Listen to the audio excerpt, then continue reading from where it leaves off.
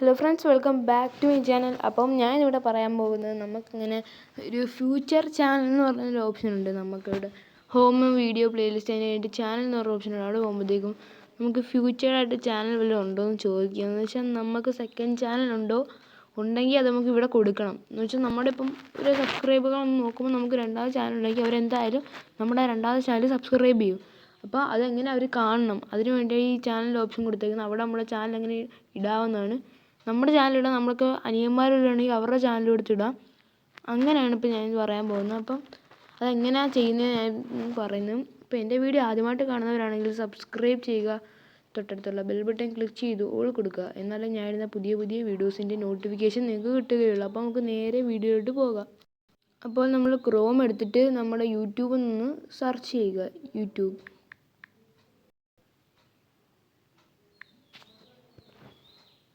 YouTube search ചെയ്തിട്ട് സൈഡിൽ 3 click ഉണ്ട്. അവിടെ 3 ഡോട്ടിൽ ക്ലിക്ക് ചെയ്തിട്ട് ഡെസ്ക്ടോപ്പ് സൈറ്റിൽ നിന്ന് എനേബിൾ ചെയ്ത് കൊടുക്കാം. അപ്പോൾ ഇങ്ങനൊരു സംഭവമായിട്ട് വരും. ഇപ്പോൾ സൈഡിൽ നമ്മുടെ ചാനൽ ഐക്കണ്ട കാണിക്കും. അവിടെ ഒന്ന് ക്ലിക്ക് ചെയ്യുക. അവിടെ ക്ലിക്ക് ചെയ്യുമ്പോൾ നമുക്ക് യുവർ ചാനൽ ഓപ്ഷൻ കാണും. അവിടെ ഒന്ന് ക്ലിക്ക് ചെയ്യുക. യുവർ ചാനലിൽ ക്ലിക്ക് ചെയ്തിട്ട് നമ്മൾ പോകുമ്പോൾ നമ്മളാണ്ട ഞാൻ പറഞ്ഞില്ലേ. അപ്പോൾ നമ്മൾ പറയാൻ പോകുന്നത് അപ്പം ഞാൻ ഇവിടെ കസ്റ്റം ചാനൽ എന്നൊരു ഓപ്ഷൻ ഉണ്ട്. അവിടെ ഒന്ന് ക്ലിക്ക് ചെയ്യുക.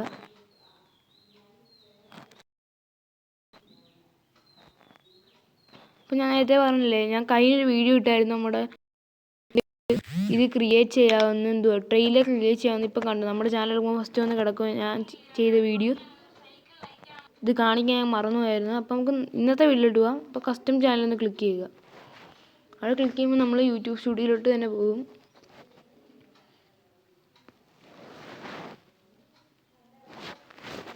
യൂട്യൂബ് സ്റ്റുഡിയോയിലോട്ട് പോകും.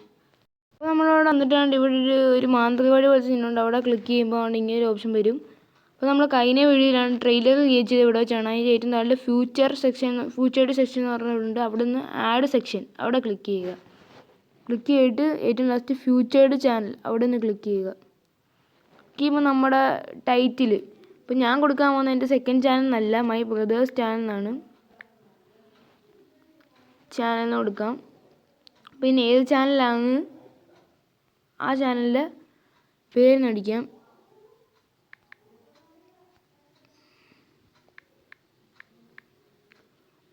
ഇപ്പം എൻ്റെ ചാനലിൻ്റെ പേര് കിട്ടി, മുർസൽ ടെക് എന്നാണ് അവൻ്റെ ചാനലിൻ്റെ പേര്. അപ്പം നമുക്ക് അത് ഒന്ന് ക്ലിക്ക് ചെയ്യുക.